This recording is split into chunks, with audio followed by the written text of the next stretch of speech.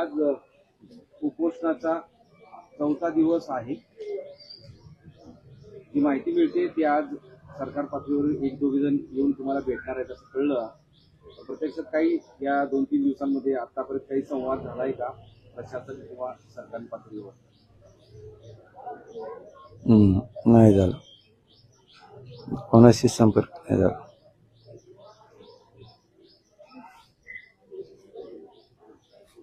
परवा दिवशी दिल्लीमध्ये नरेंद्र मोदी यांच्या शपथविधीच्या वेळेस तिन्ही पक्षाचे नेते मुख्यमंत्री आणि मुख्यमंत्री चर्चा केली होती की तातडीने यावर आम्ही निर्णय किंवा चर्चा करणार आहोत.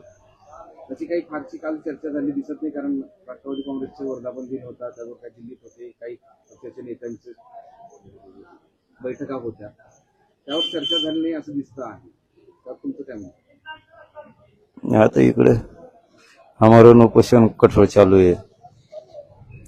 बैठका घेऊ, निर्णय काढू, दाटमोठी दाढीगुडी लावत असते मराठ्याला.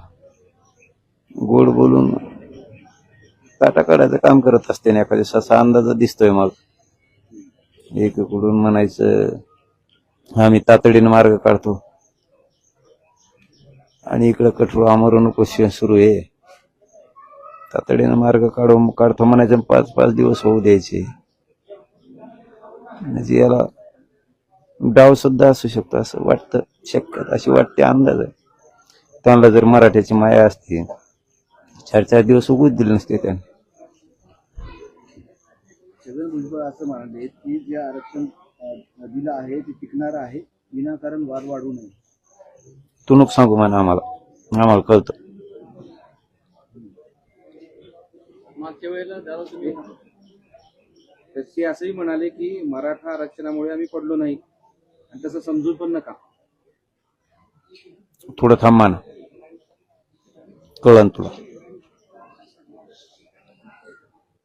एकीकडे सांगायचं की चर्चा करतोय, दुसरीकडे अशा पद्धतीनं भूमिका मांडायची, तर हे केवळ तुम्हाला खेळवण्याचं चालू आहे का?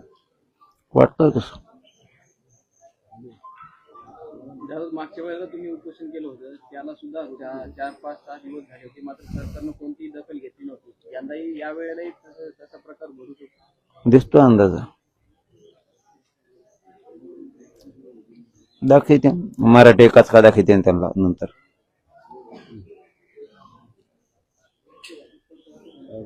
वैद्यकीय पथकाकडून कालपर्यंत तपासणी करण्यात आली होती.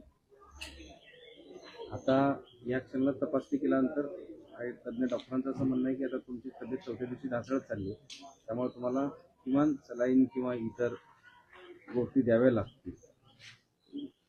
हा, डॉक्टर म्हणलं काहीतरी 80 BP काहीतरी म्हणलं, मला नाही कळालं ते काय ते कमी झाला, उपचार घ्यावा लागते. सलाईन मी नाही घेणार.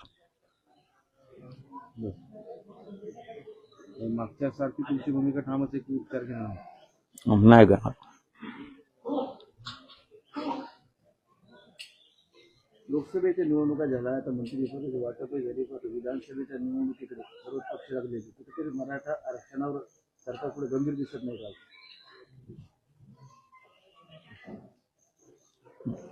दादा, वेगवेगळे आमदार जे आहेत ते आता हळूहळू पाठिंबा देण्याचे पत्र जे आहे ते देताना आपल्याला बघायला मिळत आहे.